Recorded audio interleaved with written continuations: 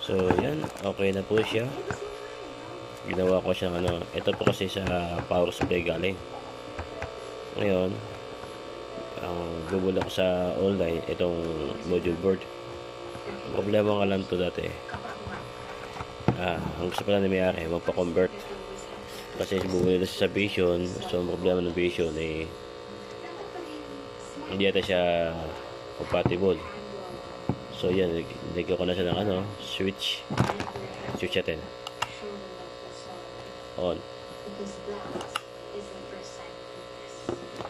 Then meron na siya sa sariling jack,